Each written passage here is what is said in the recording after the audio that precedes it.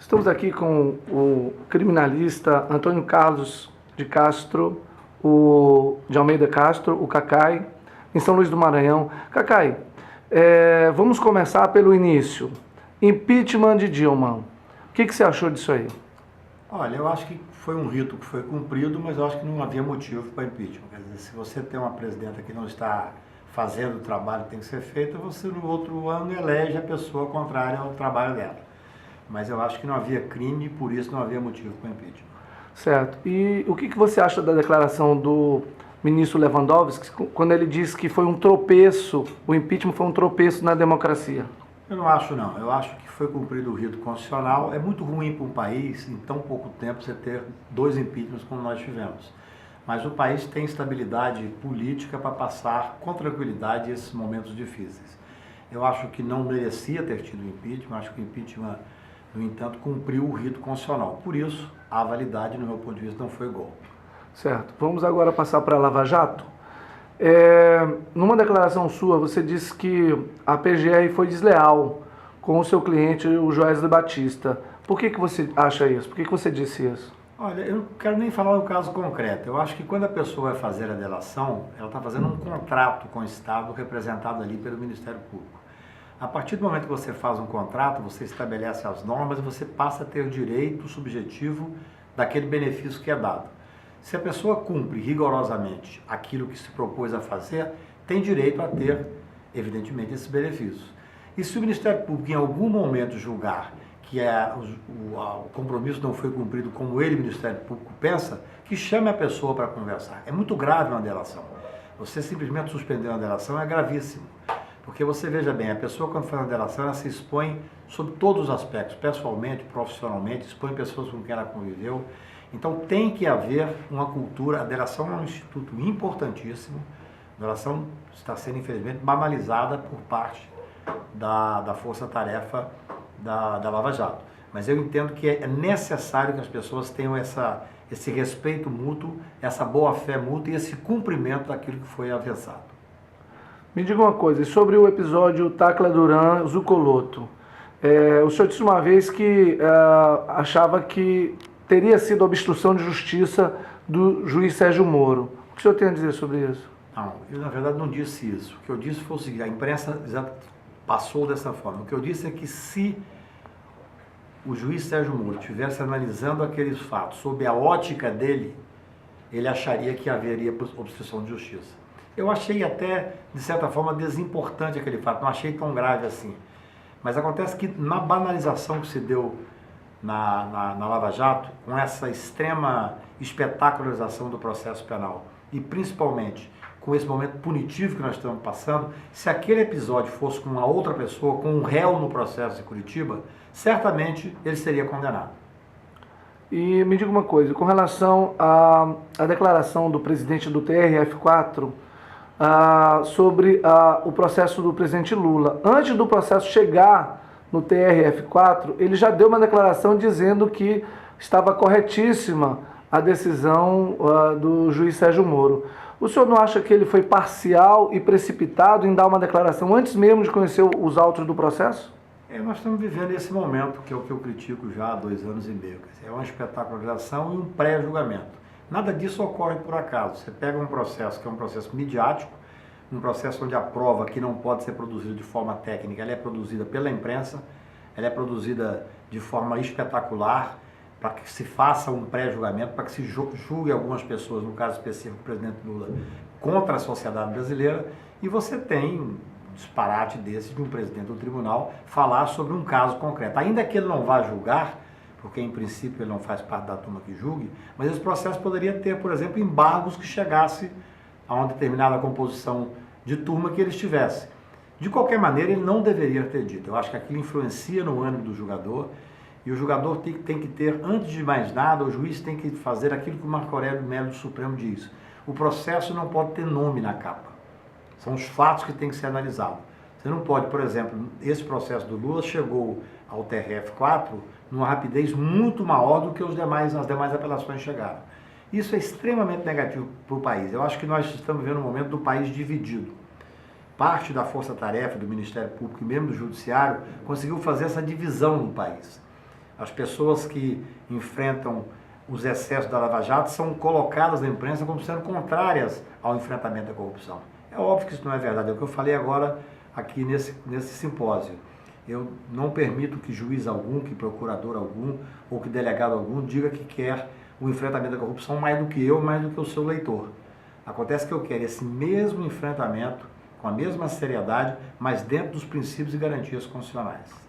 O senhor não acha que o STF está cometendo excessos? Declarações do ministro Gilmar Mendes, encontro fora da agenda com o presidente, gravações vazadas do ministro Gilmar com Aécio. O senhor não acha que o Supremo Tribunal Federal, que deveria ser imparcial, que é a última instância de todo o processo, deveria ser mais cauteloso, deveria ser mais, digamos, imparcial? Eu acho que ele é imparcial. Ninguém é imparcial de tudo. O que acontece é, por exemplo, a gravação do ministro Gilmar Mendes com Aécio, que foi vazada pela imprensa, o crime, na verdade, foi vazar. Porque a cultura brasileira, os ministros conversam entre eles. Nós não temos uma cultura onde o ministro do Supremo Tribunal tem que ficar completamente fora do mundo, numa redoma de vidro. Eu não acho que há nenhum problema ter uma convivência entre o ministro Gilmar e o presidente do Tribunal Superior Eleitoral. Ele tem que ter conversa com o presidente da República até sobre a questão política. Nós estamos discutindo a questão da reforma política. Agora, que o tribunal está agindo de uma forma que eu tecnicamente critico é uma outra história. Acho que o mais grave é você ter, por exemplo, uma decisão como a de ontem, onde você pegou a ficha limpa e por 6-5 determinou que poderia retroagir. É o que o ministro Marco Aurélio falou. Isso é, para quem acompanha a jurisprudência do Supremo Tribunal, é uma perplexidade enorme. Eu fico muito mais preocupado com essa tentativa, esse ativismo do judiciário, do que com alguma exposição de ministro aqui e acolá. Esse ativismo me preocupa. É o que eu acabei de dizer também na palestra. Nós tivemos um momento punitivo no país, vivemos um momento punitivo no país, nós temos um poder legislativo completamente acuado, porque os seus principais líderes estão sendo investigados, tem que ser investigado, é óbvio, mas tem que ter começo, meio e fim, tem que ter um período de investigação e não ficar com o Ministério Público tendo a pauta nacional nas mãos. Tem um executivo completamente sem legitimidade, sem credibilidade, até por causa desse impeachment que se deu como se deu. Então você tem, não existe vácuo de poder, você tem um super poder judiciário. E ao lado desse super poder judiciário, infelizmente, você tem esse momento de empoderamento do Ministério Público, que eu espero que agora, com a posse da Raquel, as coisas entrem no seu ritmo normal.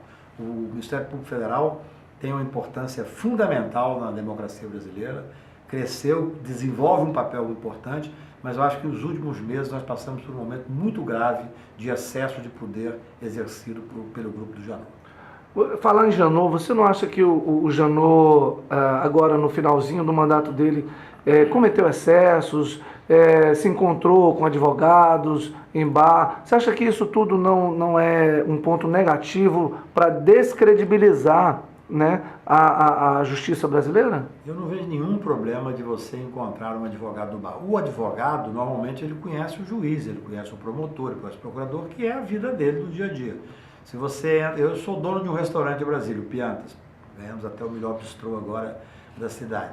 Você imagina se eu estou sentado no Piantas tomando um vinho, entra o ministro Supremo, eu tenho que sair correndo. Essa não é a realidade brasileira. Eu não acho que esse tenha sido o problema. Acho que houve excessos, acho que houve uma certa politização, é o que eu tenho dito há muito tempo. Infelizmente, parte do Ministério Público criminalizou a política. Se você ler as últimas peças, como eu tenho lido, porque tenho vários clientes que foram denunciados agora no final do mandato, há uma clara tentativa de criminalizar a política. Isso é muito ruim, porque a sociedade brasileira e a sociedade de qualquer país desenvolvido, que vive de uma democracia representativa, precisa de políticos fortes. Nós estamos criminalizando a política como atividade e, com isso, criminalizando o político também que exerce a política. Isso afasta as pessoas que querem fazer uma boa política da política nacional. E aí começa a aparecer os arrivistas, começa a aparecer aquele cidadão que diz que não é político, mas que está louco para ser político. E essa intervenção do STF no Congresso com relação ao afastamento de Aécio Neves, o senhor não acha que foi também um exagero do STF em afastar, antes mesmo de chegar na comissão de ética, de ter todo aquele processo, tarará, que seria o tribunal para julgar, específico para julgar o processo do Aécio? Eu tenho uma preocupação muito grande. Eu acho que a independência dos poderes é uma cláusula que dá estabilidade para o país. É o que eu tenho dito. O superpoder judiciário, esse ativismo judiciário, é uma coisa negativa para a estabilidade democrática. Quando houve o afastamento do Eduardo Cunha, que era uma pessoa que a maioria não gostava, as pessoas bateram palma. Eu fui crítico. Eu achei que não seria o caso de fazer aquele afastamento. Da mesma forma, agora o afastamento do senador Aécio. Acho que o Supremo Tribunal pode muito, mas não pode tudo. Acho que é importante que haja uma composição, uma conversa madura, democrática, aberta, para que nós possamos voltar a ter uma estabilidade democrática. Para finalizar, com relação à decisão de ontem do STF em relação ao ficha limpa, em retroagir o ficha limpa, isso o senhor não vê como um retrocesso, tipo, um problema perigoso, sobretudo para os direitos constitucionais, as cláusulas pétreas, um retrocesso, quer dizer, a lei ela não retroage para prejudicar o réu, ela retroage, ela não retroage. No caso, se retroagir, seria para beneficiar. O senhor não acha que está tendo uma distorção dessa parte jurídica? Nos últimos tempos, nós temos tido decisões do Supremo que realmente geram perplexidade. Uma delas foi o afastamento da presunção de inocência ao julgar um habeas corpus, que é um instrumento de defesa, numa tarde onde não houve discussão alguma, o Supremo, do meu ponto de vista, de forma errada, afastou a presunção de inocência. É o que eu disse aqui hoje. Se você afasta a presunção de inocência, que é uma cláusula pétrea, e é aplaudido pela grande mídia porque queriam, com a prisão em segunda instância, prender 20 ou 30 empresários grandes, amanhã o Supremo poderá, nessa mesma lógica, afastar o direito à propriedade ou a livre liberdade de expressão, que são direitos do mesmo patamar. Então, eu acho extremamente grave esses excessos que têm ocorrido no Poder Judiciário. Repito, o Supremo pode muito, mas não pode tudo. A partir do momento que ele faz retroagir uma lei para prejudicar uma pessoa. Isso é uma das causas básicas do processo penal brasileiro e do processo constitucional. É o que o ministro Marco Aurélio disse. Acho que há uma perplexidade. O momento do Brasil punitivo leva a essa sensação de que é preciso o judiciário ser forte, mas há que ter limites. Todo poder tem que ter limite. Para finalizar, essa questão de liberdade de expressão... Para finalizar, não, agora de verdade. Para finalizar essa questão de liberdade de expressão, a jornalista, na verdade, são os 3 jornalistas que fazem o Pingo nos Is, ficaram no lugar do Reinaldo Azevedo. Jossi Halsemann, Cláudio Tonioli e o outro, esqueci agora, o Felipe Moura Brasil, pois é. Eu ouço todo dia, Cacai, eles falando mal do Lula e, sobretudo, xingando o Lula de ladrão, de chefe de organização criminosa e tudo mais. E essa semana passada, a Joyce leu uma decisão de desembargadores dando causa de ganho num processo que o Lula moveu contra, exatamente por se sentir ofendido.